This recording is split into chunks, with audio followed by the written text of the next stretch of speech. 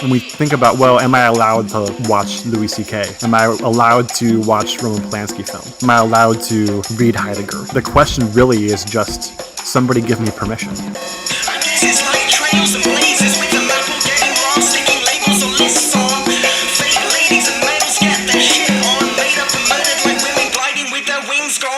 Hey, what is going down, everybody? Welcome to Owls at Dawn. We are just two dudes from Southern California who studied philosophy, politics, and religion around the world and decided to start a podcast where we could bullshit with impunity. I'm Austin Hayden Smith. And I'm Troy Polidori. And this week we are going to be tackling our second, is this our second patron-led episode, yeah? It is. That's right. It is. The first one after the first one. First one after the first one. We're going to be addressing the issue of artists or theorists, and let's just say people and their problematic people and their output. How is it that we're supposed to, or how ought we, or how could we navigate this messy scene of people who kind of end up being publicly ridiculed because of actions, deservedly so, but nevertheless they've had like an impact in their output somehow. They've written great pieces, they've made great films, so I imagine we'll be talking, whether explicitly or not, about a panoply of individuals. Polanski, Woody Allen, David Foster Wallace, everyone from the obviously obscene Bill Cosby to the maybe more subtly, what would you say, coercive? I don't know who that would be, but I'm sure we'll try to navigate through that spectrum a little bit. I mean, depends. Did you enjoy Mein Kampf? I mean, I enjoyed Nosgard's, or what's his name? Oh, fuck, I forgot his name. Is it Nosgard? Karl Ove. Yeah, is that it? Yeah, Nosgard, isn't it? Yeah, that's it, Nosgard, yeah. I mean, I did enjoy Volume 1. Is he problematic? I don't know, I haven't read it. Oh, well, He was your Sticky Leaves once upon a time, dude, so you gotta own that shit. I just remember, like, some funny, some very descriptive, like, I don't really remember the book too much. I just remember it being very, like, visceral and personal, and I thought it was well written. And I remember some funny scenes about him being, like, 12 or 14 trying to hook up with girls. I remember because we talked about that on the podcast, but I don't remember much else, actually, of the book. But before we get into that, we got to give a shout out to our sponsor over at Mubi. That's M-U-B-I. Mubi is an online streaming service that basically has 30 films at a given time. The films each have a 30-day rotation, which means at the end of the rotation, they drop off, but every day a new film drops into the rotation, so you have this fresh stream of indie darlings, timeless classics, thought-provoking documentaries, kind of old acclaimed masterpieces, or even more recent ones, regional films that you may have kind of flown under the radar that you either wanted to see, but you didn't have an opportunity because they didn't play in the theater, or just because you didn't really know about them. And as I said, there are always 30 perfectly curated films on Mubi.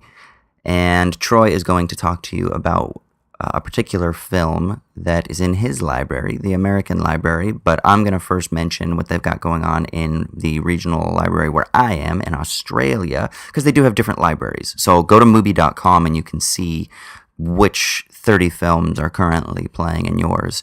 And you can get kind of a taste for what they've got. But for example, like right now, there are a few films by Michael Haneke, and this is one of the things that they'll do is they'll do a spotlight on a particular director or a theme, and they'll do like retrospectives on, you know, some French New Wave artist, and over the course of a month or so, they'll have like all of that person's films, or a great majority of that person's films that show.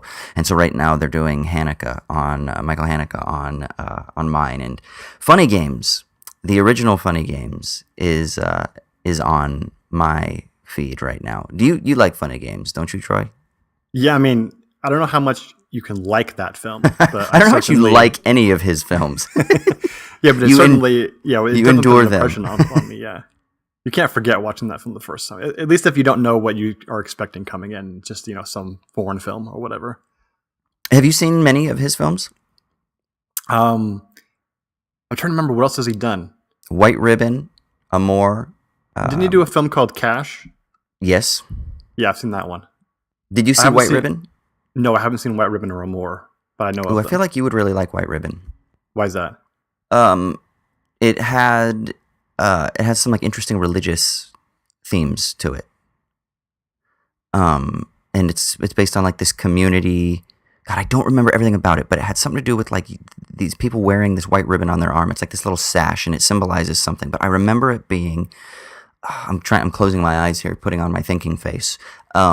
It was like this very intense story of this community, and there were some interesting, from what I remember, sort of theological and sociological themes. Do people get crucified? What's that? Do people get crucified? I mean, I don't remember. Think about how Haneke would deliver on religious themes. Yeah, no, it not like explicitly religious, but more, or maybe it was. Fuck, I don't even remember. I say that it's one of those films that like I remember watching it. And it's this black and white, moody, kind of slow paced, but very intense and very kind of emotional kind of thing. Anyway, if you guys don't know who Michael Haneke is, he's what is he, Dutch or some shit like that? Dutch German. He is a very kind of important or influential European filmmaker in the world today, generally considered one of the best living filmmakers out at the moment. So you can check out shit like that at Mubi. Troy, what's in your library that's interesting? Nothing recently has popped up that I've seen, but just today popped up Diary of a Country Priest, one of the first films by the infamous French director Robert Bresson. Is that how you pronounce his name? Probably something like that. Yeah, and so it's a very famous film about a priest who starts up a new parish, the congregation somewhere in France, and they kind of rebel against him in some way, and he doubts his faith and goes through the spiritual journey. I know it was mentioned a lot when First Reformed got a lot of buzz last year. That was my favorite film of last year, and probably my favorite film of all time that has to deal with religious themes.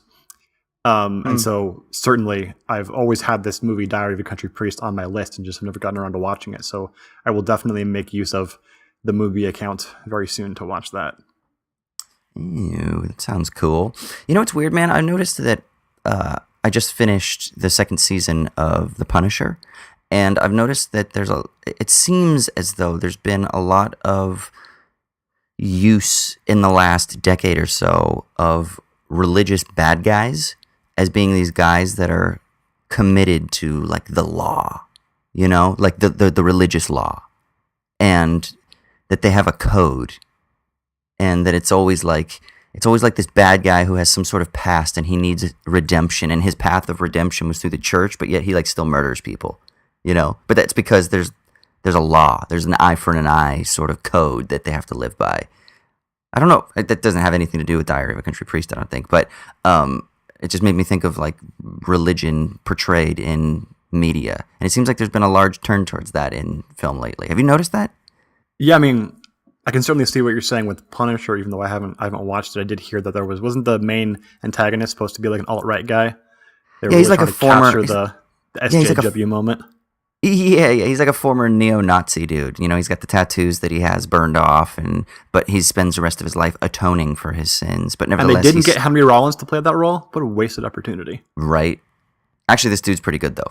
He's pretty fantastic. But it's almost cliche at this point because I've seen it. So I feel like I've seen it so many times.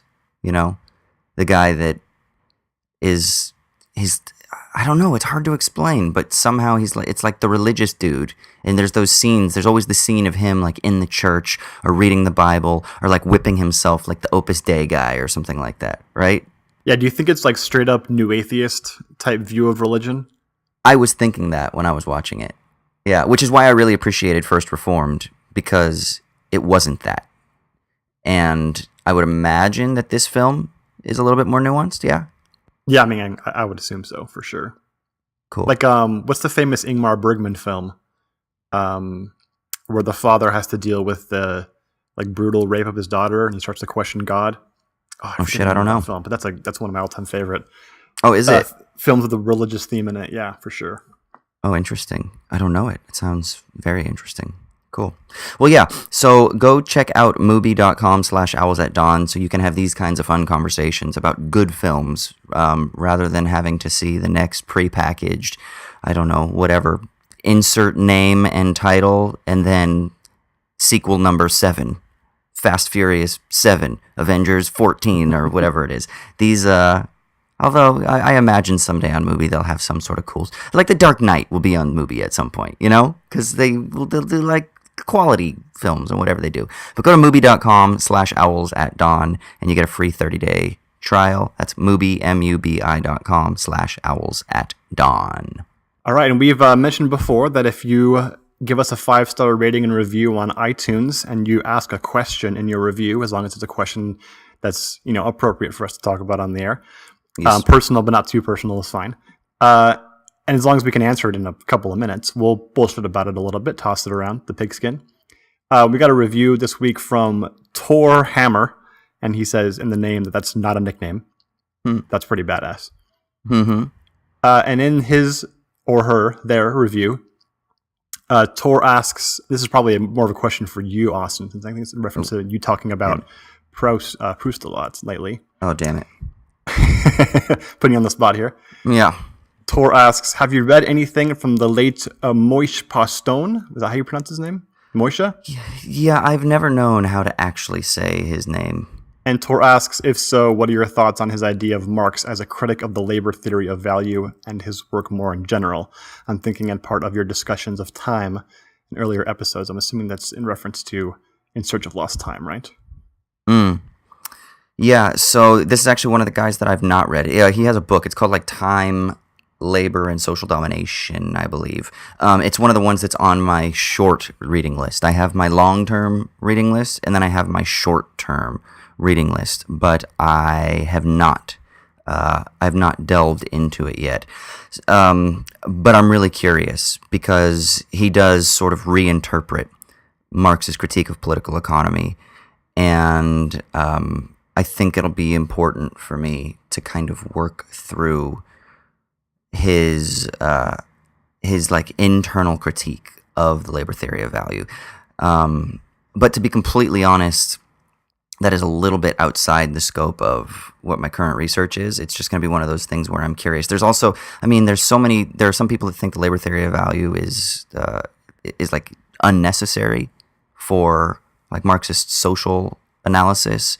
And then there are other people, kind of the Klymans and Michael Roberts of the world who think that they would have like a really strict orthodox interpretation of the labor theory of value, that it does not just adequately, but like fully accurately describe the valorization process in capitalism, and then also the extractive process of extracting surplus value, and then of course the tendency of the rate of profit to fall, and these themes that some people are kind of critical of. And I think that Postone, I think that he kind of settles himself somewhere in between those two and kind of reworks the labor theory of value. And so I will be interested to explore it. I just haven't fully gotten there yet. So I feel ill-equipped to speak too much about it. Yeah, and if you're ill-equipped to speak about it, I'm beyond ill-equipped to speak about it. So apologies to Tor Hammer, but that's the best we can do for right now. Although you can become a patron and request it in a patron-led episode, and then we'll have to do something about it. Yeah, and I imagine that this will be one of those things that as we continue on, and particularly as my work on this issue becomes more fleshed out, I imagine that we'll be able to kind of delve into this a little bit more. So, because my next project is really looking at a sort of reconceptualization of time in relation to speculation and financial markets. And I'm kind of critical of the idea of time as it's generally understood within political economic systems.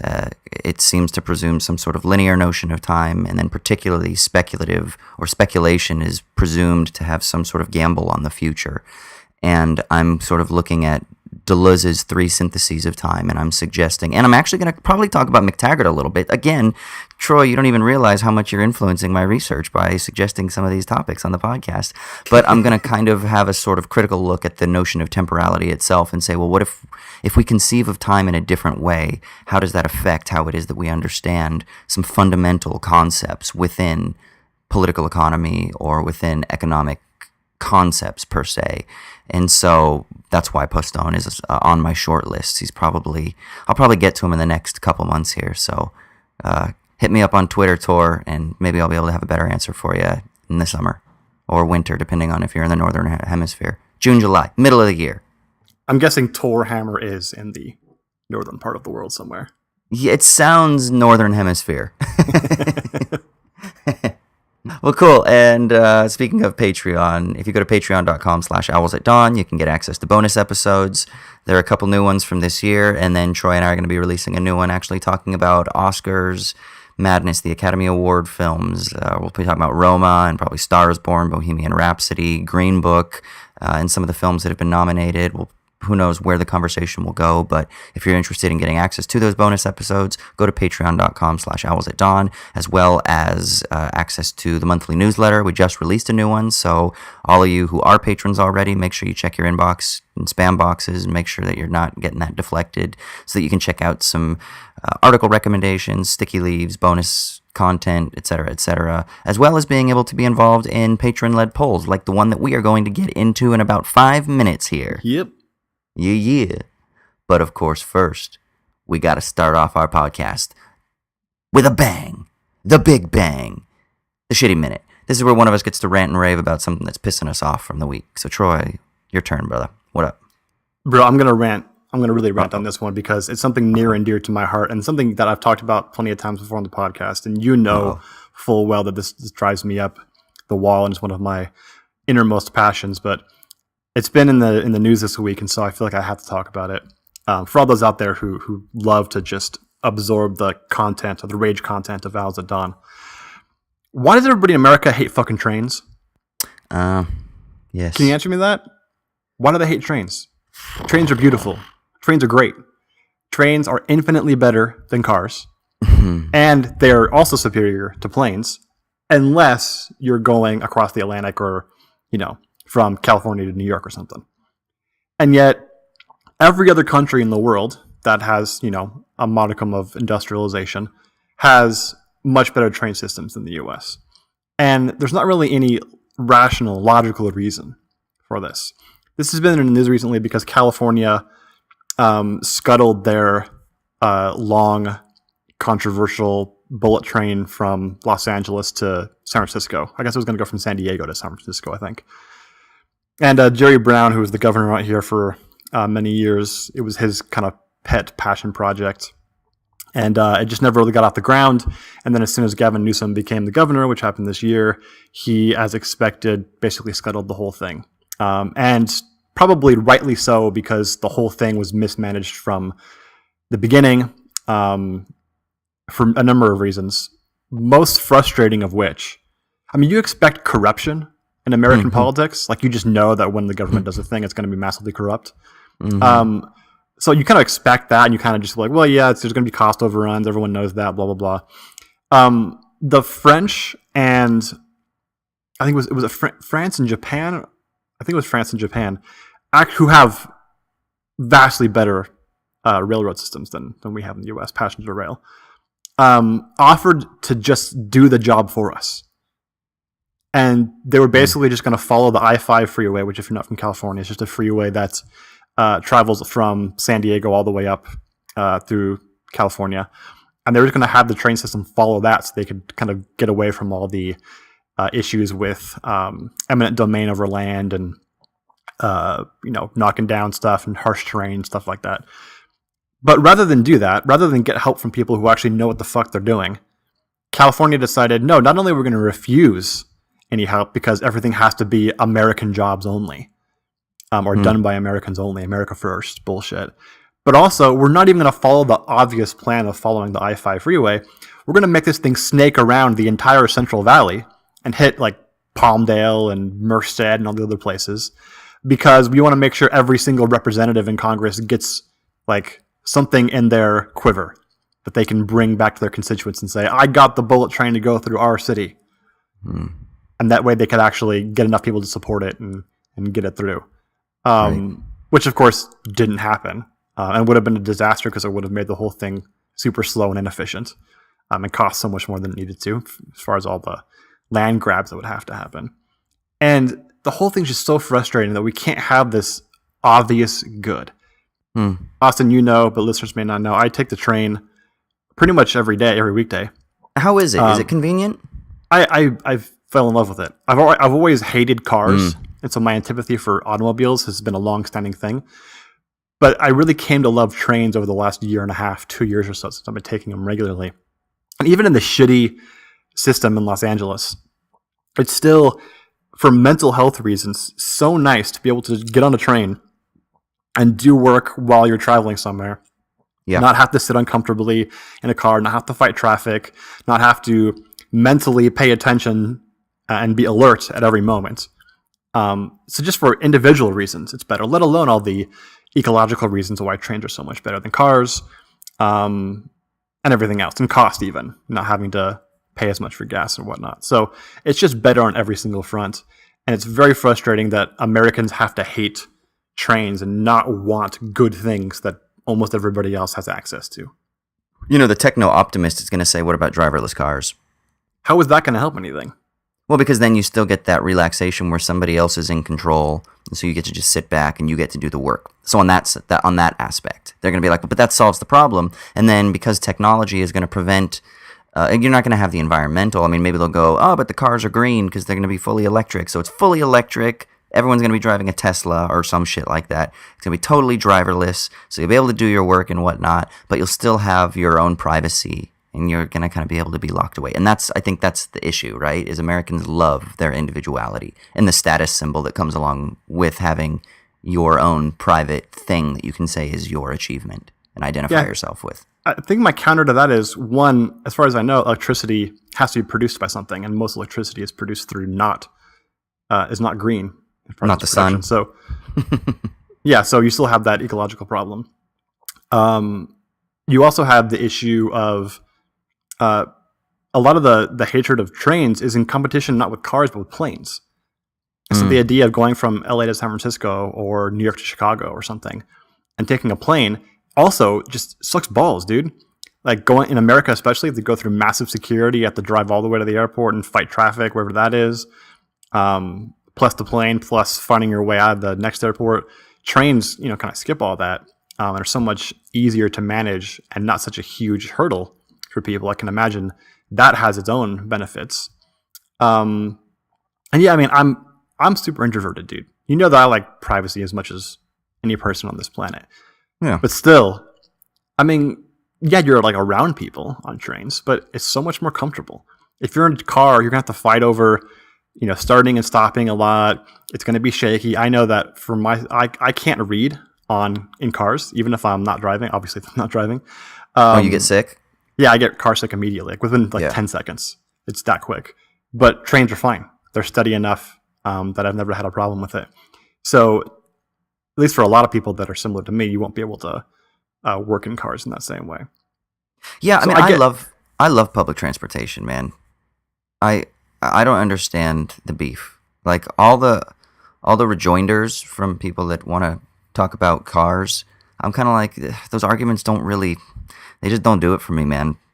I'm the opposite of you. I'm more of an extrovert, and I like the fact that you can get into your zone if you're in like the quiet car. Usually trains have like some sort of quiet car where people aren't boozing, right? Or whatever. But even not, like I've literally been on trains for the past 9 years, for hundreds and hundreds of hours. I mean, maybe thousands of hours. There was a time when I was in Scotland where I was literally 2 or 3 days a week going from one coast to the other coast a couple times a week, which is like an hour and a half, hour 45 minutes, from Glasgow to Dundee. And I fucking loved it, man. It was amazing. That was my time to read, catch up on emails. You can nap. They have food and tea. And I don't know, man. It was very comfortable. But at the same time, I had a social element where I was a part of the community, like I like doing work at cafes and pubs and things like that because I like being around humans, even if I'm not engaging with them. And I love the random conversations that you can get into. I've met so many amazing people. Like there's this cafe that I go to here in Sydney, and I've met a handful of people now that are kind of locals at this cafe. And whenever they come by, they sit down and we end up shooting the shit for whether it's 10 minutes or a couple hours sometimes. I mean, I love the kind of chance encounters that you can have on the train as well. So you kind of have everything. And then if you want to be locked away, then you put your fucking earbuds in and you can lock yourself away, you know, or you put your head into your book and usually people don't disturb you. So it's a good all around for me. Yeah, amen, man. I think everybody who opposes, anyone with some sort of power who opposes the sort of expansion of high-speed rail in America should have to like go to Japan and then ride a bullet train, and then like after they get off, honestly, like stare into the camera and say, "I think high-speed rail is dumb." I want to make them do that. I want to make them look like idiots.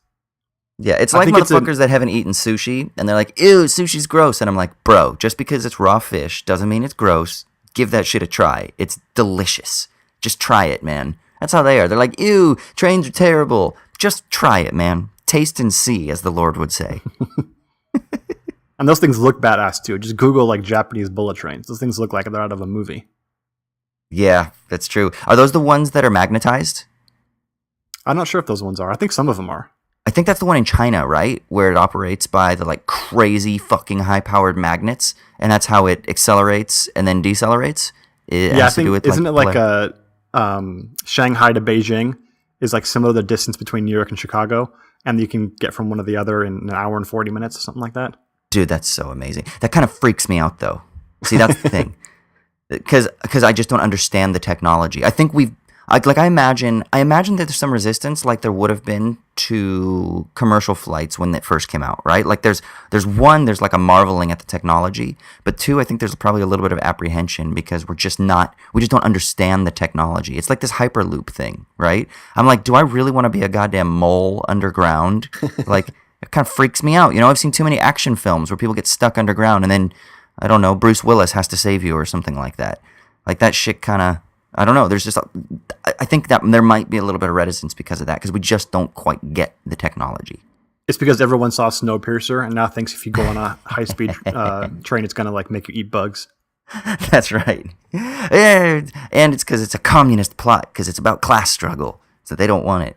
I think that there is a lot of that too, is they know fully well what the train ultimately leads to. You know, like one, it could affect their pockets and their interests if they've got, you know, fossil fuel lobbies or car lobbies in their kind of influencing them. But I think there is a sense in which, in the large social sense, it does really confront, if you will, their entire like ethos. There's sort of idea about this individualism, and they realize that there is more of a collectivism associated with public transport, and it sort of jars with people that oppose it. And then some people, they don't think that much. They're just kind of like, "No, man, I like having my own car and shit like that." And for those people, I say, I get you, but taste and see. I think you would enjoy public transportation if it's good. Isn't it weird though that that sort of individualism doesn't affect like airplane travel? Yeah, it is. It is. I mean, I know it's fully privatized, you know, except for like air traffic controllers and whatnot, right? But is that the only reason? Like, I don't know. It just seems like in some way there's this antipathy towards public transport in a lot of areas that doesn't. Well, I wonder, though, if you introduced air travel now, after, 100 years or whatever of individual car ownership and, 50 plus years of, like, just rampant individual car use, and then you tried to introduce air travel, what would be the response to it, Because people, a lot of times there's just habits and people are comfortable with whatever it is that they're comfortable. And so I wonder if there would be some resistance. I don't know, maybe not. Maybe, who fucking knows, man? It just seems like the necessity of air travel to get somewhere that's, more than 250, 300 miles away means that we just don't think of it ideologically at all. But since we can get any distance we want, either by plane or by car, the only reason for trains then is, massive increase in efficiency, safety, ease, ecological impact, all these things that Americans don't fucking care about because we'd rather die in a car than anywhere else. You know what's weird? So there's also, the social psychologists have done a lot of work on this where they look at why it is that people aren't afraid of getting into a car, but they are afraid of flying. And it's the threat of like traumatic injury or traumatic death. And that somehow a plane crash is more traumatizing. It's more like cataclysmic than a car accident, which maybe isn't actually true, because in terms of like death, well, I mean, I guess it is, because it's like, you know, a plane falling out of the sky 30,000 feet in the air, the likelihood of survival is very slim, whereas a car getting into an accident, the likelihood of survival is much higher, right? But I think people see train accidents as well, and they kind of, there's a little bit of worry on that level too, because it seems more cataclysmic, right? A train derailing seems like this huge event, whereas for some reason we just forget the fact that literally hundreds of people, maybe thousands of people, are dying in America every day because of car accidents. Yeah, and again, I think a part of that's just the control idea, right? I mean, if a plane crashes or a train crashes, you feel like it wasn't your fault, right? You don't have control over it. But if you crash your own car, at least then there's nobody else to blame, right? It's fully in your control, regardless of the probabilities involved. Yeah, I'm sure there's something to that. Yeah, man, I feel you. I feel you. It's going to be rad when they figure out how to get you on a train from California to Hawaii, huh? Yeah, the underwater train? Yeah, dude, I'm down for it. It's called a boat or a submarine. It's called a submarine. The most comfortable vehicle in history, the submarine. The underwater train.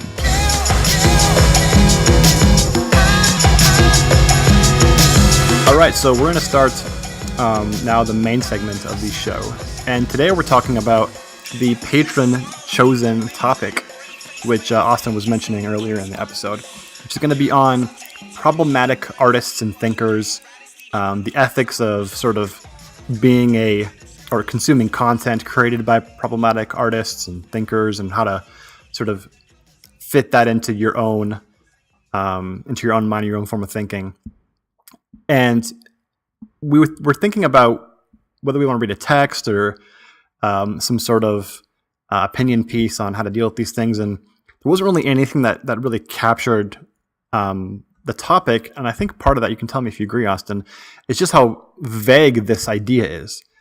And I think everyone talks about this, right? I mean, it comes up anytime a celebrity gets in trouble and you have to talk about whether or not it's okay to continue to consume their content or whatever. So everybody knows about this, right? This isn't like a high-minded academic ivory tower thing. But at the same time, it's kind of hard to pin down exactly what it is we're talking about when we talk about what worries us or what seems concerning about this topic. Do you think that's true? Yes.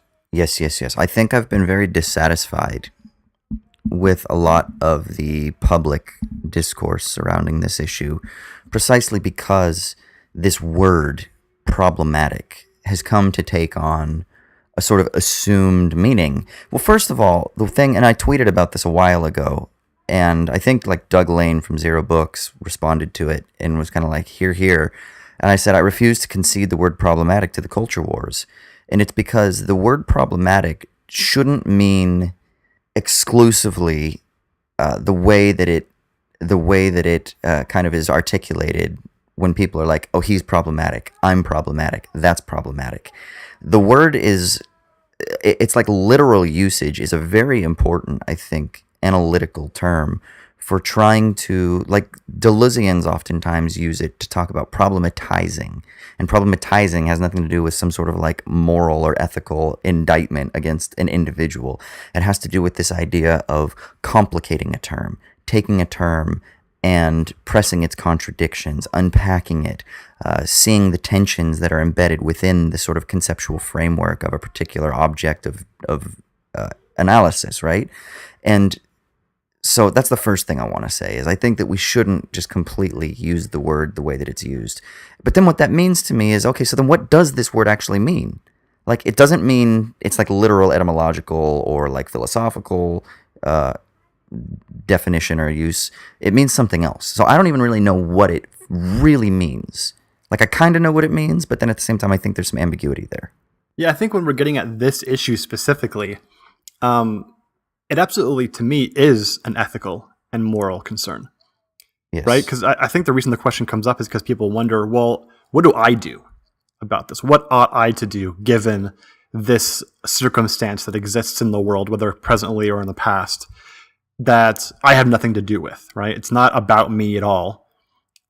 Yet I have to sort of situate myself with respect to it and how I ought to act. And so I think that that's a good concern to have just generally, how ought I to live.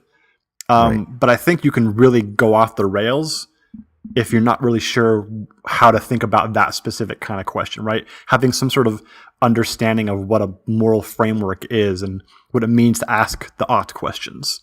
And so my big worry about this, and you can tell me if you share this, is that most of the discussion around these things, especially in contemporary pop culture around celebrities who are quote unquote problematic, it's really about how do I keep my conscience clear?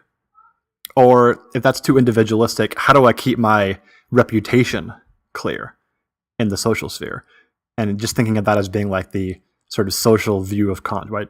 The conscience that's sort of publicly available to other people rather than just private.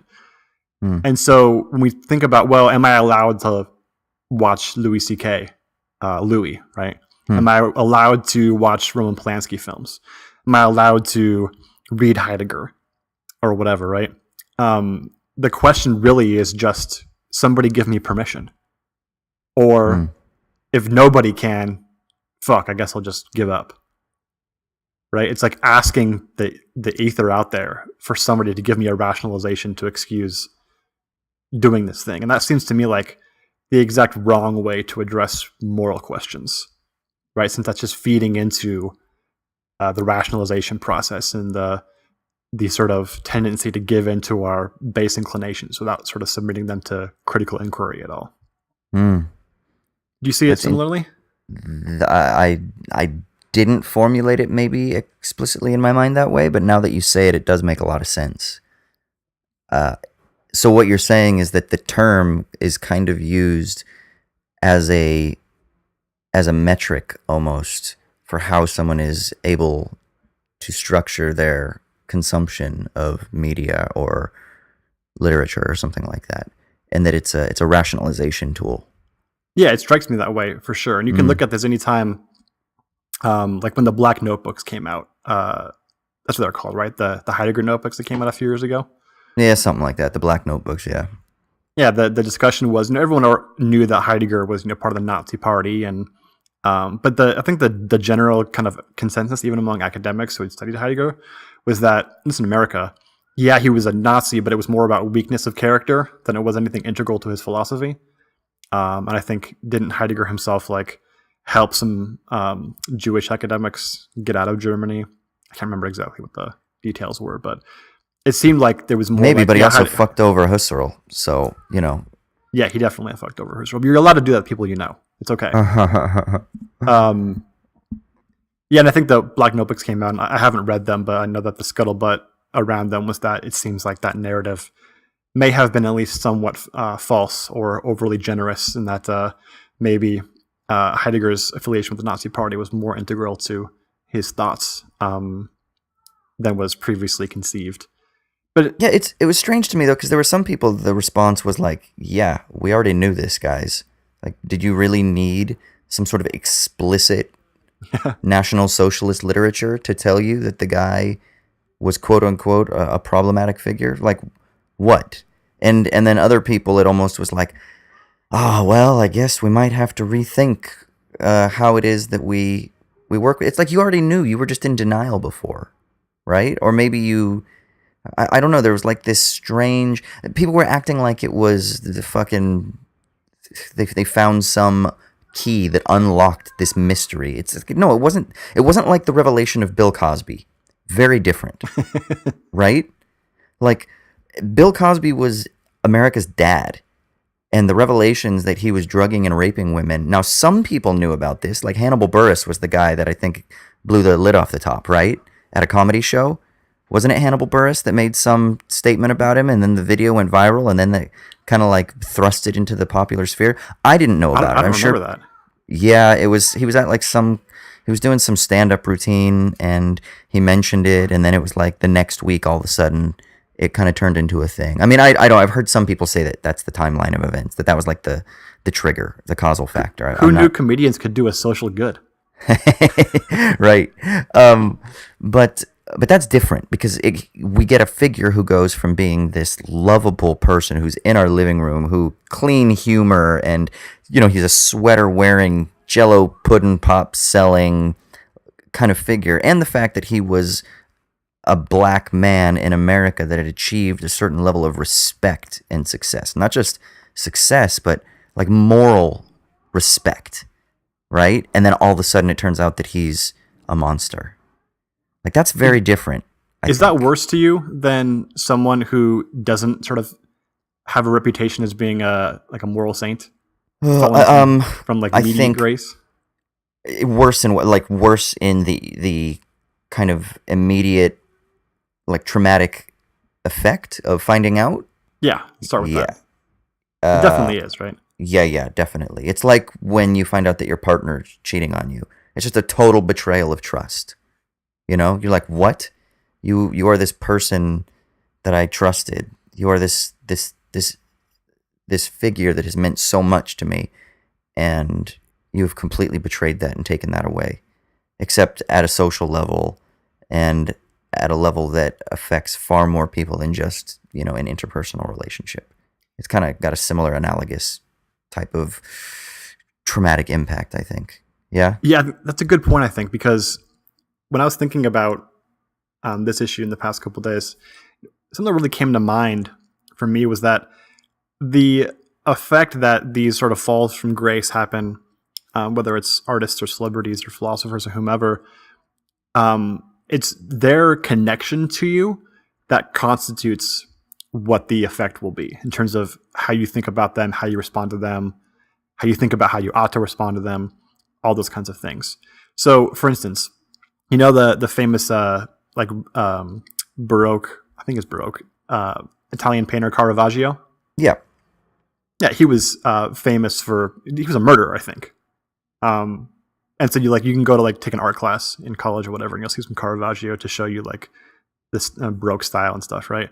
But then does anybody be like, man, I can't look at this stuff. That dude was a murderer. No one says that, right? That would be absurd to say that. Yeah. No one reads the Bible and is like, man, this shit right here in the Old Testament, this is promoting infanticide, man. Going into Canaan, slaughter all the children. I can't read this stuff, man. I can't read the Bible. It's there's moral turpitude here. Yeah, but I have been a part of groups where they won't read Althusser, for example, because he did murder his wife. Right? Yeah. And so the reason I think is it's not just the temporal distance, but that temporal distance sort of speaks to the connection that figure has with you, right? It's not just an academic source for you. It's not just an independent, objective thing you're considering. Because if it was, you wouldn't care if Caravaggio killed somebody, right? But if it's somebody that has some sort of connection to you, you revere Althusser in some sense, then that's going to affect how you think about that person's actions, even if they really have nothing to do with their philosophy. And then even more so, someone like Heidegger, who I think a pretty persuasive argument can be made that his Nazism is, at least in some sense, intimately connected with philosophy. So there's something there about the connection the figure has to you that's gonna dictate how you think about your sort of moral stance towards their work, if that makes sense. To add another dimension to that personal impact, let me ask you a question first. Do you know who Caravaggio murdered? Was it just another dude that he got into a fight with, like a duel, or was he a Jack the Ripper serial killer? I don't remember, but I'm pretty sure it was not just a duel. I think it was a full-on homicide. Okay, so let's just, for the sake of argument, let's just say that he killed a couple of people. He went into a bar in wherever the fuck he was. What is it, 16th century? 17th century Italy or some shit like that. Goes into a bar and just has a dispute with his neighbors, and he takes out a couple of dudes, right? What's the difference between how that might affect us? And I'm sure there are some people in an art historian class or an art history class, that would be like, wow, this guy is somebody that I don't want to appreciate anymore. I'm sure there are some, but that might be more of the minority view, right? Take that, and then take someone like Thomas Jefferson, who is an important, integral figure to America, drafting the Declaration of Independence, this kind of important paragon of kind of the American experiment in a lot of ways. And the dude owned slaves, right? And then so then you've got a guy that was a murderer who murdered some dudes. You got a guy who owned some slaves. You got Heidegger, who was he a Nazi? He was National Socialist sympathetic to whatever degree. Let's just say he was hardcore. Let's just say, yeah, he bought in fully. He was a Nazi. And then let's go further and then talk about Bill Cosby, who's drugging and raping women. And then maybe let's throw in somebody like Ryan Adams, who the news recently broke, who I guess has been, he's accused, let's say, of coercively wielding his power to get sex and to remain or to keep women in relationships with him, and maybe even seducing an underage fan. So I think part of the reason that your personal effect would also, or that the personal impact would also affect you, is also how you view how you view the offenses, how you view the murder of the dudes in the bar, how you view slavery, how you view Nazism, how you view rape, and then how you view kind of like exploiting your status or your power, or exploiting people because of your power or something like that, and abusing people. I think that, and because we're in a moment right now where, the trust women, the Me Too movement, and the push towards being more socially conscious towards the female experience, let's say, in the world, I think that those issues are much more kind of like hotbed issues than, and then of course the racism issue obviously as well, than, as weird as it might sound, the issue of like Caravaggio, who's a murderer, right? Like, it's not like you forgive Caravaggio, but it's almost like, gosh, the guy was a murderer, but wrote some damn good books, and how do we, it's not like immediate. Whereas like I was talking with a friend of mine yesterday about this, and she was like, no, just don't listen to Bill Cosby. Like, it's just, if you rape women and drug women, he's done. That's it. He's canceled. Like for her, that was just automatic, where she's like, and I was like, well, what about Althusser, who's like, he was in like a moment of mental break, and she's like, that's a little bit more difficult to deal with. And I was like, but he strangled his wife. And she's like, so I think those issues need to be discussed as well, as how is it that the actual offense and who the victim was, and to what extent was that person victimized. I think those things will also impinge upon how it is that affects you personally. Yeah, I think you're exactly right. I mean, Bill Cosby's the ultimate case, right? Because his work is so intimately connected to his moral status, his moral reputation, right? As you said, America's Dad. Right. That, I mean, whether or not you should or shouldn't watch The Cosby Show, I don't give a shit about that question, because it's stupid. It's like, should I consume or not? It's like, who gives a shit about that? Like, just do whatever you want. But the question of how should you feel or about that, can anybody watch The Cosby Show anymore? Yeah. I don't know if anybody really can. Like, you'd have to like actively shut off part of your mind to watch that and get anything out of it that the show intends for you to get out of it, right? Whereas it seems to me like Althusser, as horrible as that experience was, it was at the end of his life, right? And he was probably clinically like insane, wasn't he? That's the yeah, he was. Yeah, so as horrible as the situation is, it doesn't seem all that sort of connected to his moral status as a, thinker, a Marxist thinker, political thinker, and all that. Although you could argue that it should be for various reasons. And that seems like very different, for instance, from like Heidegger, who, for whatever you want to say about Heidegger's stance towards like ethics and morality, it certainly seems to me, having read Being in Time, that there's a hell of a lot of normativity in that book. Even if I'm sure a lot of Heideggerians would like balk at that and say that there's not. Maybe it's not just like ontology, Troy. There's a whole lot of like elitist asshole Germans are getting what's coming to them from us rural folk. And so there's something, and that's a question to talk about, right? That's not like a cut and dry, here's how you should feel about Heidegger. If you don't, then you're wrong. That seems like a discussion you would have to have. Whereas the Althusser and the Caravaggio thing just doesn't seem super relevant, as sad as it is. And the Caravaggio thing, I bet you the fact that he's a murderer maybe even helps his status. It makes him seem kind of like a radical. Right? Yeah, right. I was just thinking that it's kind of strange. I mean, but it's like the cult of personality around Charles Manson. Like in Ted Bundy, everyone is obsessed with these serial killer documentaries, and there is a sense in which, I mean, this new Zac Efron film about Ted Bundy basically makes Ted Bundy into a sort of charismatic kind of figure. I guarantee you there are going to be some think pieces about how this is a problematic film, right? Because it's it's going to, even if at the end there is some sort of moral takeaway that's like, no, this isn't a good dude for us to look up to, there's still a sense in which in the journey we're still we're charmed by Zac Efron, you know? Maybe you are. I think he's a douchebag. Yeah, he's probably a douchebag, but he's I don't know. He's beautiful, you know? I don't know. I don't know. Have you read Adam Costco's Why We Love Sociopaths? No, I've not. Did you? Yeah, it's fantastic. I would encourage anybody out there to get a copy and read it. It's super short. It's like a novella length, and ultra readable.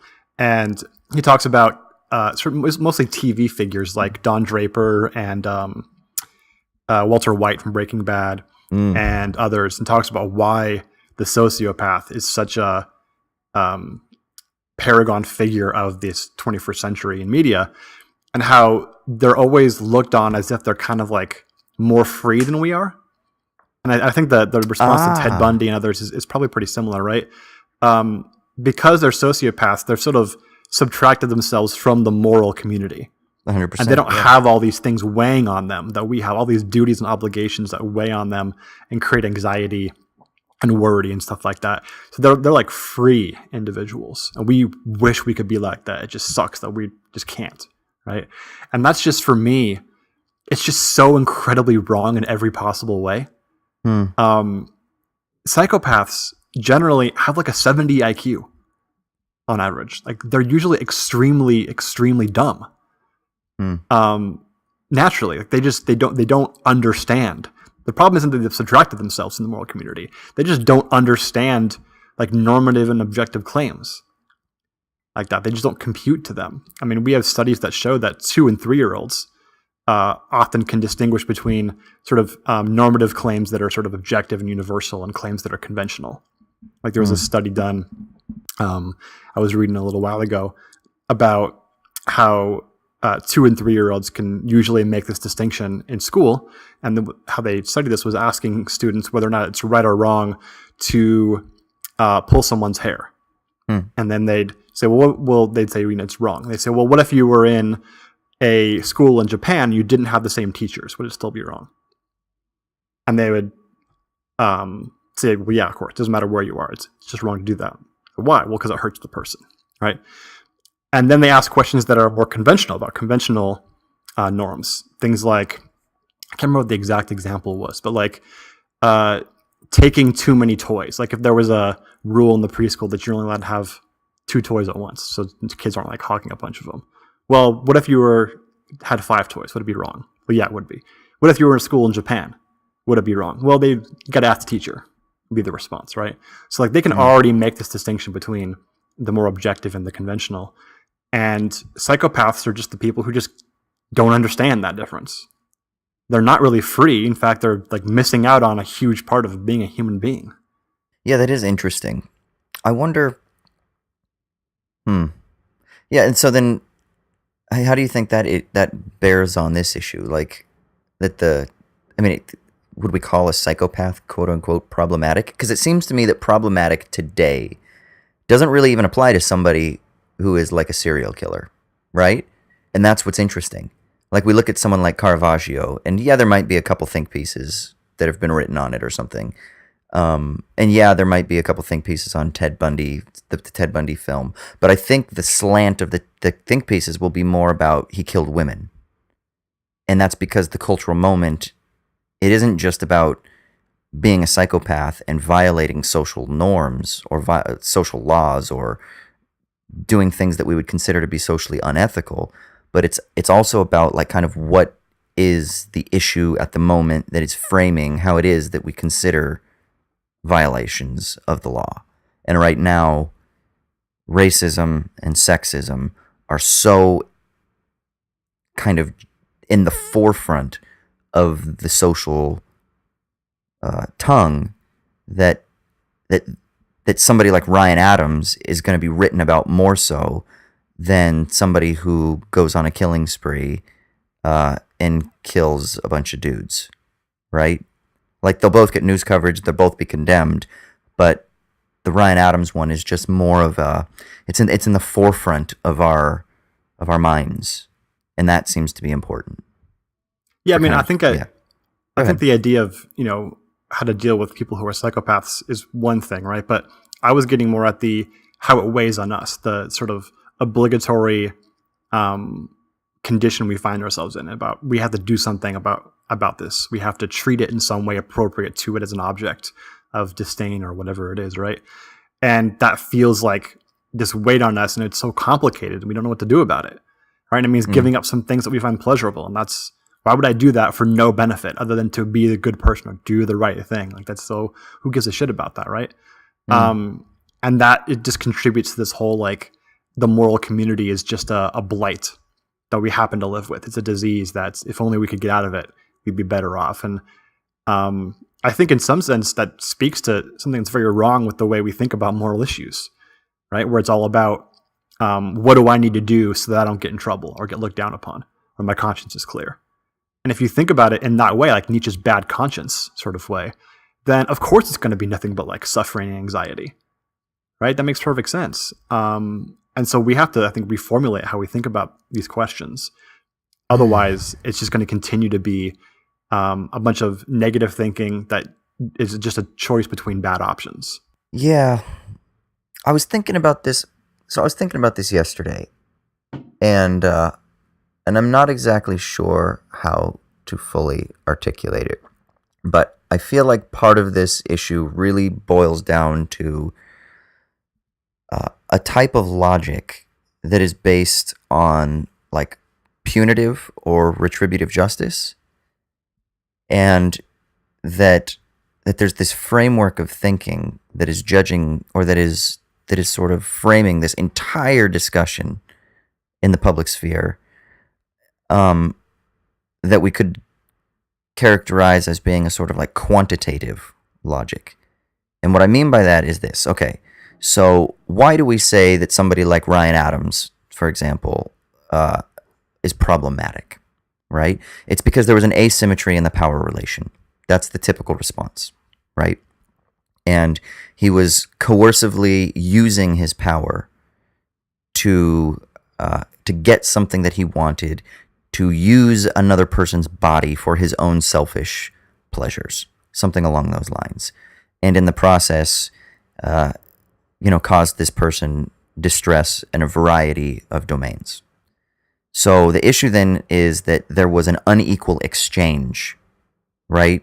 I think his ex-wife Mandy Moore came out, which is interesting because Mandy Moore is a very powerful figure, but nevertheless, the idea is that as a man in the entertainment industry, he has multiple layers, let's say, or domains of power that he could exert over her. Even though she's a successful singer, actor, he still has the man element, right?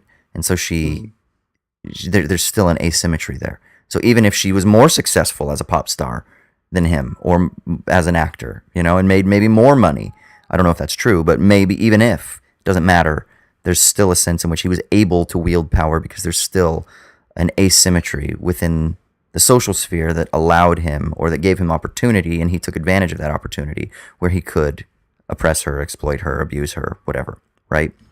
And then I think Phoebe Bridgers was one of the people that came out, and you recommended her music, right? She's wonderful. Yeah, a couple of months back. She came out, and there are some other like lesser-known indie artists that have said that he's done this as well. So it's not just Mandy Moore, who's like a powerful person, but we could also explicitly say that, there's somebody who's an up-and-comer that has multiple domains by which she is not as equipped with power as him, So there's an issue of reciprocity there. There's like a negative relation of reciprocity that is kind of justifying this. And I think part of the issue is that it's really difficult to try to understand these relations of exchange. And I'm not sure that the way that we tend to think about things, and this goes back to kind of like your initial point, I'm not sure the way that we tend to think about things in terms of justice nowadays, based on like punitivity or retributive justice, are adequate with actually trying to really work through the issues of like asymmetrical power relations in reciprocity, because punitivity and retributive justice require that things are kind of exchangeable and therefore quantifiable. So you have to reduce the relations to manageable objects that are quantifiable and therefore can be turned into equivalence. And then when there's no equivalency, then you say it's out of whack. And the issue is if there is no larger moral framework, no like meta-ethical framework that is ultimately dictating that system of reciprocity, then it makes it really difficult to actually try to navigate how it is that we understand how and why and under what conditions asymmetrical relations occur. Does that make sense? And so my concern is that we need to not be so wedded to these like notions of like quantification and exchange, but there needs to be kind of something that helps us understand how it is that we even get to that level of reciprocity. Like, what is it that dictates the very terms of exchange in the first place? And I don't know if the debate really gets to that level a lot of times. Yeah, I think that's exactly right. And the idea of this mutual reciprocity and it being asymmetrical, I think really gets to the key, which is that at least for us today, those relations are entirely governed by capitalism and the social frameworks that surround capitalism, right? So it's always an exchange of like money and respect and adoration or whatever to the figurehead, right? And they're sort of like a god figure who just absorbs those things and it builds them up and makes them this otherworldly figure. And this question comes up a lot in circles around like black metal and death metal. So anybody who's listened to the show knows that there's, of course, a huge issue in black metal, especially from Europe, with being sort of tied into nationalist forces and ideologies. And that's been the case since the 90s. And if you go on any like online forums or Reddit or whatever, and you hear people talk about, oh, I just found out this one black metal band that they're fucking Nazis or whatever. What do I do about this? The classic response is just steal their music. You can steal it, and then you're not giving them anything, like that adoration, right? You're not sort of supplying the gods with any sacrifices, so they can't have any power. It's like treating the gods like, you've read Neil Gaiman's American Gods? Are you aware of it? Yeah. Yeah, I love that in that book, the gods only have as much power as their worshippers give them by worshiping them. And so if you're this not goes back to Marcel Mauss, powerless. though. He kind of said that, you know? Yeah, it's a wonderful idea. Yeah. And it's kind of how we treat celebrities, right? And there's a reason why in American Gods there are the new gods who are like media. And in the show now they have the internet. That wasn't in the original book though. And I love that idea because it definitely shows how we're sort of taking these capitalist notions of exchange and sort of importing them into our social relations in a way that's very sort of unnatural. And so it's exactly the wrong question. If the answer is just steal their music and then you're not supporting them anymore, like you're asking the wrong question. Like who cares if you want to just like skirt the issue and enjoy the music? Like enjoy the music. Who cares? I don't really give a shit. But if that's your answer, then that's such an obviously naive way of thinking about a moral question. Just steal the music and then listen to it without giving them any money. That has to be a clue that you're asking the wrong kind of question, or that your question is extremely limited by something. Yeah. I mean, I didn't want to go all anti-capitalist here, but I do. You know. Come on, Austin. You always want to. I know I don't want to be a broken record, though, man. But I can't get away from seeing that. You know, the Marxian term might be real subsumption. Michael Hart and Antonio Negri talk about this. I've heard David Harvey talk about this as universal exploitation. It's the idea that capitalism as a logic embeds itself within everything, right? You know, Herbert Marcuse talks about this in One Dimensional Man. He uses the word repressive desublimation. But it's this idea that it embeds itself sort of within all of our relations. And we did talk about this with Peter Rollins as well, right? This idea that there's an economic exchange in things. Like when we say thank you to a waiter, for example, and they have to make sure that they give you something back, right?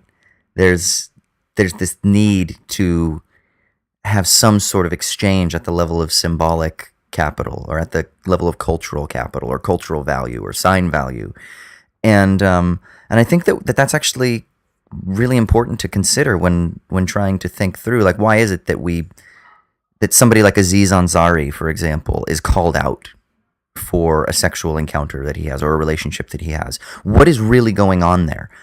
What happened in the exchange, right? Like, if you're a famous person and you know that you're Leonardo DiCaprio, you know that you can just get with models because of your fame and your power. Is it an abuse of power for you to go into a bar in small town Missouri and get laid? Well, in one sense, no.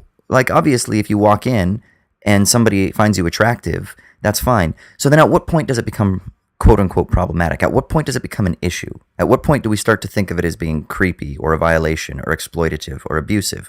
Well, what if he in his mind says, I'm Leonardo fucking DiCaprio. I know that I can go out tonight and just look at somebody and I'm going to get laid. Then he's wielding it as a sort of wear a baseball weapon. Cap, dude. Yeah. No, he has to take the baseball cap off. When he has the cap on, you can't see him.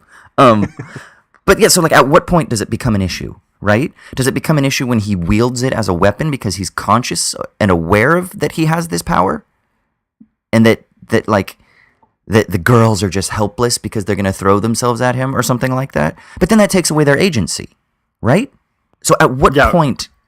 Yeah, we talked about this with Heidi Matthews back in the day, right? Yes. I think it's a super important point she made that we can critique how capitalist social dynamics infect our sort of moral thinking, and that's all well and good. But if behind that is some assumption that if we just erase capitalism, then all power dynamics go away, and everyone's equal and there'll never ever be exploitation again, that's just ludicrous, right? Or that, and so there's always going to be some degree of unequal power, right? From the very beginning of parent-child, right? Where it has to be that way because the child's just incapable of doing things for themselves, making decisions for themselves.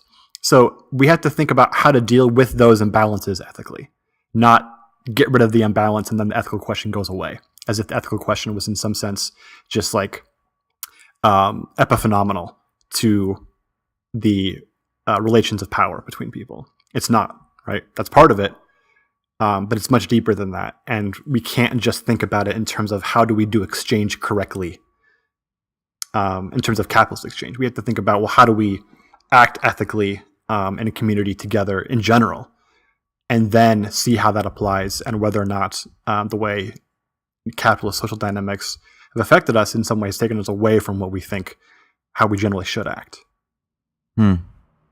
Yeah. That's a super difficult question. I mean, that involves a lot more thinking than just, do I throw down $10 on buying Ryan Adams' new album on iTunes? And ain't no one got time for that shit. Well, and I think it's also very counterintuitive because we are so prone to that logic of quantification that I was talking about earlier. We do just seem to say that, I give you this, you give me that, right? And even in the sexual dynamic, it's oftentimes viewed as a transactional relationship, And I think that is an effect of the real subsumption of capital that has embedded itself. I heard this amazing term the other day that I fucking love. It was embedded neoliberalism. And it's this logic of financialization. If you listen to our episode with Grace Blakely, we kind of scratched the surface of what financialization is. But it's this logic of quantification, of financialization. I've been thinking about this a lot, and this is going to really factor into my next research output over the next year or couple years here. But it's that one way that we can kind of understand the logic of capital, and so we can talk about the logic of like financial instruments is through inscription, enclosure, and quantification. And inscription is this process of like codification, for example. And so whenever you're quantifying something, in order for you to be able to quantify it, you first have to sort of inscribe it with a certain type of meaning, right? And whenever you inscribe something with meaning, you're sort of stifling the difference that could potentially be there, or you're stifling other elements. You are saying that it is X or it is Y. And the reason that that's important is because that's part of the process of managing it so that you can then turn it into an object of exchange, so that it can be quantifiable. And when you do that with human beings and human social relations, you are essentially cutting off something that is far more robust, right? And I think that there are a couple tendencies within our current culture that lend themselves more towards this type of like stifling, instrumental, technological, quantifying logic. And I think that one of them would be a sort of like crude materialism, and another one is the logic of capital. And I think that those aren't necessarily mutually exclusive, but this kind of like vulgar, reductive, like biological, like, well, we just follow our impulses and our urges, or that there is nothing beyond the physical or the material or the structural or something like that, that everything is just simply reducible to bits, manageable bits. I think that still fits into this logic of quantification. And even Marxists play this game, and I think they fall into actually something that is inherently insufficient because it's ultimately dictated by this type of logic, this instrumental logic of quantification. And I think that we need to realize that what we're doing when we engage at that level is we're really stifling, if you will, the robustness of difference that ought to kind of be allowed to exist or to flow and to swirl around these relations of exchange. Yeah, I think you're right to tie it. I think you're right to tie it into the instrumental reasoning idea, right? Because there's, a large framework out there, especially coming from like economics, that the human individual is just an instrumental reasoning machine, right, seeking its own interests. And that if that's true, you're going to get an ethical framework around that that's about how do I sort of via like a social contract theory, how do I navigate the world in such a way that I can satisfy my interests as much as possible while not sort of stopping anybody else from doing it for the sake of some sort of underlying peace or whatever, right? And so we bring that kind of a logic to these situations and say, well, my interest is to find pleasure, right? But I don't know if I can do that anymore because Ryan Adams is a dick. So I got to figure out how to satisfy this, right? And you talk to other people and try to figure out what's the most socially acceptable thing to do and how to talk about it. And then you just follow the herd in that way, right? And that all flows from that underlying metaphysical and ethical logic. And that's the problem, right? That's just not how human beings are. And it's not how we think, especially about moral things. And so if we can rethink those underlying logics, then we can have a much more robust and sort of comprehensive way of thinking about these things, which is much more well suited to what actually we want, which is a better society, right? Better lives, and not just this sort of narrow view of how do I deal with this one individual who's been shown to be a douche. Yeah, and I mean, to add another layer of criticism here, I think that even a lot of times Marxists play the instrumental game. As much as I think he's a bit of an ass, Brian Leiter wrote an article criticizing G.A. Cohen, and one of the things he mentions is that there is an instrumental reason in Marx, and Leiter views that as a positive thing, whereas I would actually say that that's probably a deficiency within the entire Marxist framework, is there is a sort of like understanding of the human as being this instrumental, rational calculator. And Brian Leiter uses that to say, see, this is what we can learn from the neoclassical and marginalist revolutions, that they are the ones who have most adequately described how human beings are. That's kind of Brian Leiter's argument. And therefore, we need to look at Marx and recognize that he too kind of had the finger on the pulse of how human beings are, these instrumental calculators. And I think that that's actually wrong. I think that's very wrong. And this is where I think the intervention of psychoanalysis and other types of structural critiques are so important, or post-structural critiques, discursive critiques. I think that they've been beneficial because they sort of scrape away at that bias that views human beings as these rational calculators. And I think that we're never going to be able to really address this topic sufficiently if we don't move away from instrumental reason, from technological reason.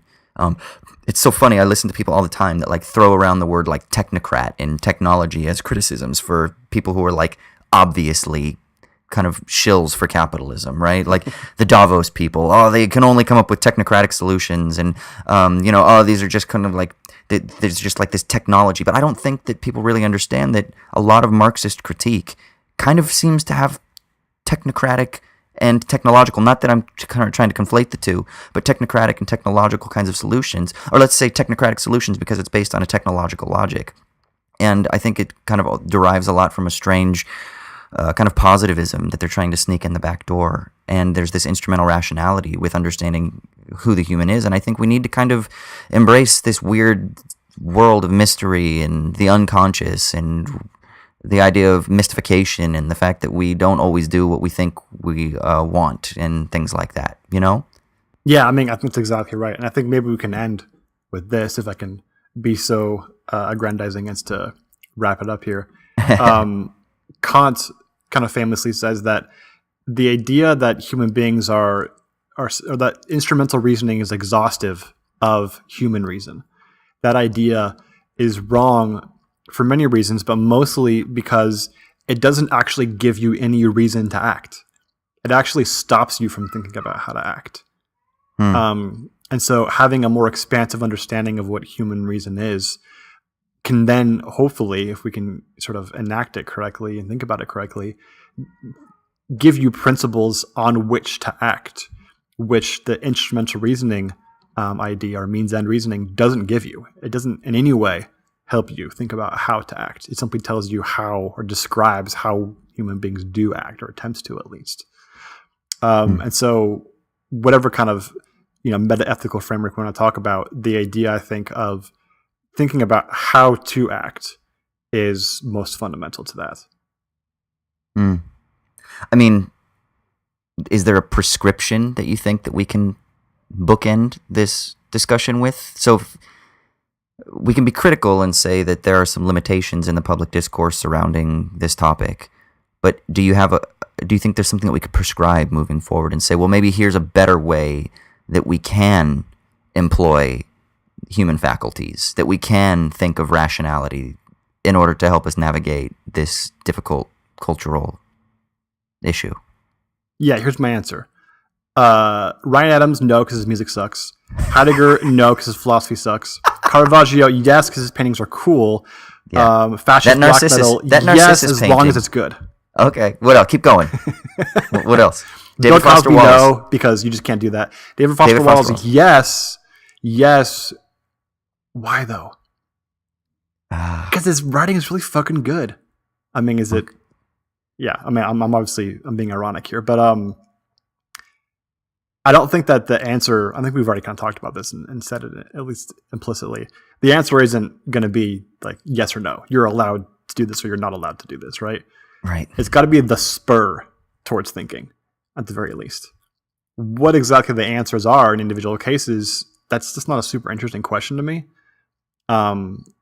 It seems like the spur towards thinking further about how to deal with these questions and developing a moral framework around them seems most important. Now, who knows what that actually is going to look like, but the conversation itself and the thinking itself, as long as it escapes this kind of limited, naive, excuse type thinking, right? This rationalization type thinking. Yeah. As long as we escape that, we're doing pretty well, I think. Yeah, I think I like that. I think for me, I'm going to make actually kind of like a critical point, but it's just let's not be so comfortable in assuming the moral framework that is provided to us by the current cultural moment. There are going to be multiple moral frameworks that are swirling around each other, right? Depending on your community, depending on, I don't know, who you are in your own personal journey or what the moral frameworks are that you kind of embody. But so there are going to be multiple ones that exist, but let's say the dominant moral framework, we don't always need to be 100% buying it wholesale. That doesn't mean it doesn't have any validity to it, but let's never just simply rest that it is the answer. But at the same time, we can't simply discard moral frameworks. We do think meta-ethically. It just seems to be a de facto necessity. It's a contingent necessity, right, for the human experience. So it's kind of like this both be aware of the moral frameworks that are impinging upon the issues that concern us, but don't be satisfied with them and always try to kind of like press them for their contradictions, unpack them so that we can find what's strong about them, what's weak about them, so that we can hopefully reformulate them better perpetually as we're moving forward. And I know that that's not an easy answer, but Paul Livingston refers to this as a paradoxico-critical orientation of thought between the relationship between thought and being in the world. And it's the idea that there is this intermixing, this cross-pollination that is constantly taking place. You will run into these paradoxes that seem difficult, but you don't just stop there and say that they are these like separate, discrete units that don't impinge upon each other, but we need to recognize how they actually inflect one another, and we need to work through those things. So whenever you find something that's tense or difficult or quote-unquote problematic, let's unpack it, and let's not rest in just simply assuming that it is bad, and therefore we know how we can just manage it. You either cancel somebody or you absolve somebody. It's neither of those two extremes. It's let's work and do the hard work of actually trying to figure out what are the tendencies that cause people to say that we ought to cancel so-and-so. Why do people think that this person is problematic? In what way is this person problematic? Let's scrape beneath the surface and really do the difficult work. If we don't do that, then I think we're going to end up just sort of engaging at a really superficial level. Not that you can't write think pieces that take place at a more popular level, but if we simply rest at that popular level, it makes it really difficult for us to actually make the types of conceptual transformation that I think are so important for developing better social lives. Yeah, dude, it's not fun being Ted Bundy. Do the work. Jesus.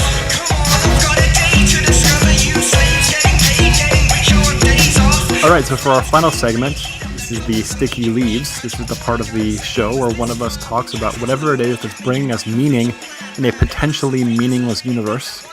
So, Austin, what's doing it for you this week? I got the worst sunburn of my life. Yeah, I heard about Sunday. this. Did I send you the picture? No, you didn't send me a picture. Okay, hold on. We're gonna do this live on the podcast right now. You're about to see a lot of me. So get your phone out. I'm gonna WhatsApp it to you right now. But just beware, you are gonna see a lot of me. Okay. Okay. Are you gonna like? Oh shit, that is a lot of you. For people listening, I'm naked. I just have like a little diamond over my penis. Like one of those, little emoji diamond things. Look at the sunburn. Is it your legs that are sunburned? Yeah, dude. Yeah, they're pretty dark, man. You got a hella farmer's tan going over your crotch. They're not even red. They're like maroon, right? And think about this. We're talking, so you see the color of the white that is in my pelvic region? Yeah. That was the color of my legs before. So it's not like I had a base tan, and that's why they're dark, like it's red mixed with tan, and it's like this weird maroon brownie color. No, that's just sunburn, bro.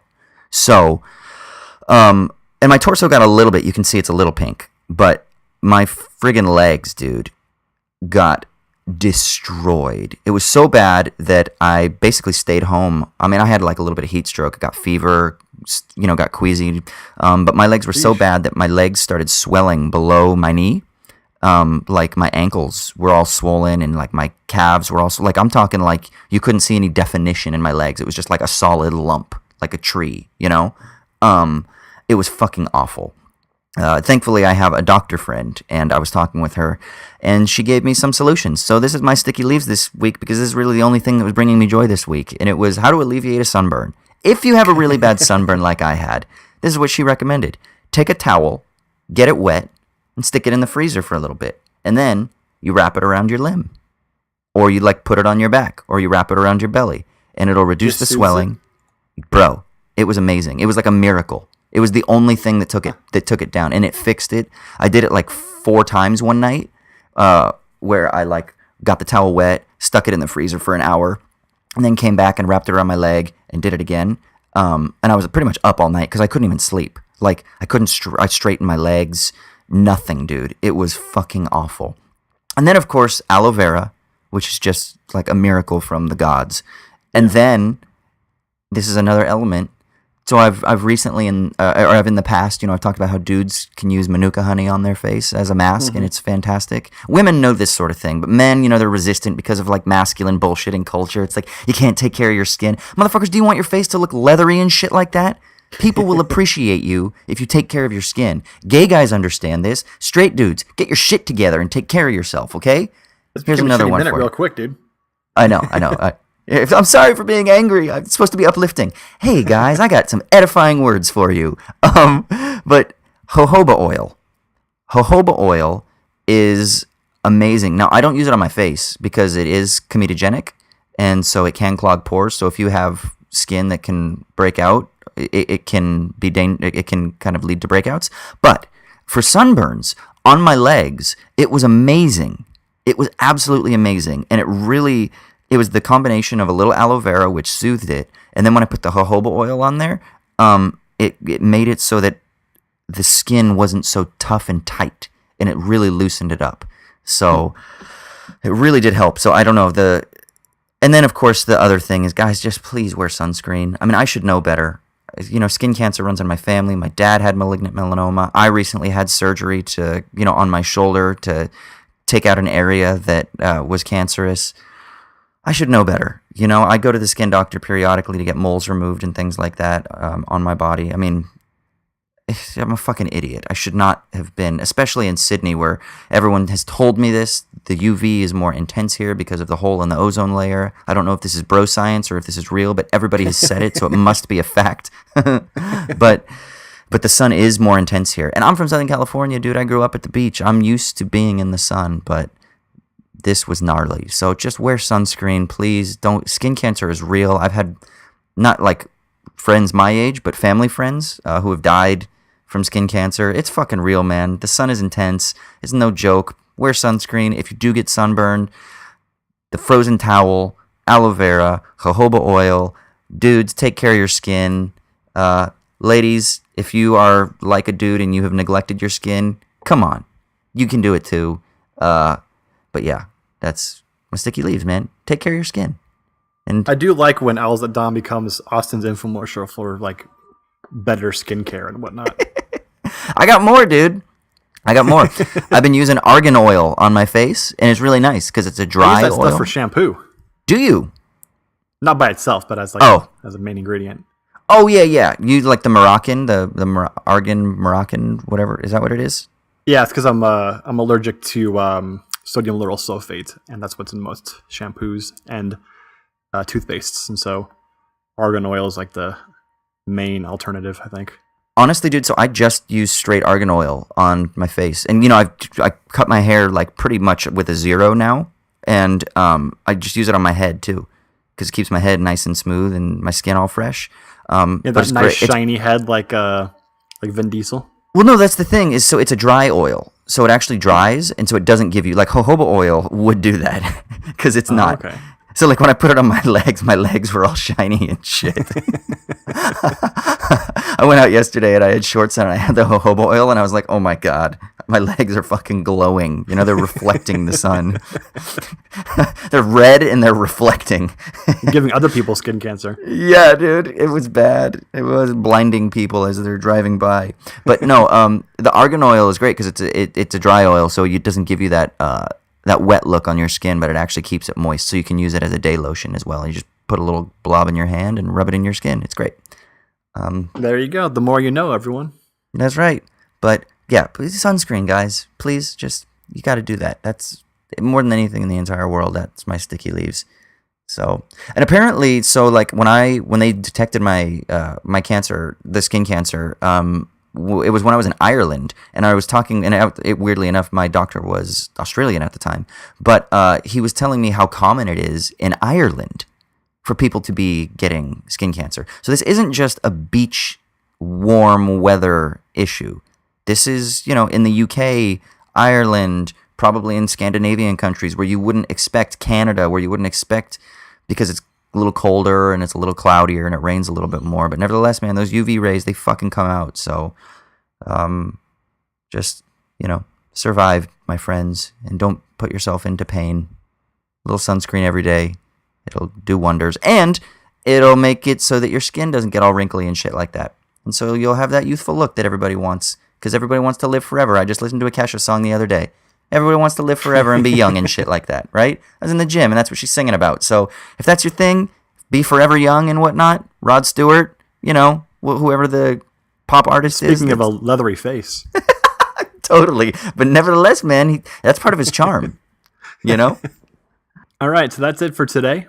Remember, you can go to patreon.com/owlsatdawn if you want to become a patron and contribute towards picking the next patron-sponsored episode. We also have a newsletter which just came out, this last week for February. That we send it every month, and also bonus episodes, of which there will very soon be one, probably coterminous with this episode, on the Oscar nominations. Yeah, by the time this episode is released, the bonus episode will be out. So yeah, we'll go back in time. That's right. You can also go to iTunes and leave us a 5-star rating and review. And remember, if you do that and you ask a question in your iTunes review, we will mention it and attempt to answer it, at least to the best of our ability, on the sorry, air. Tor. Yeah, we'll do our best, but if you're fucking asking like Fermat's last theorem, then we're gonna have to just give up on air. But we'll do that. We'll do that for you. We will emasculate ourselves on air for you, iTunes reviewer. Yes. And you can find us on Twitter, owls_at_dawn. You can find us on Facebook. Just search Owls at Dawn.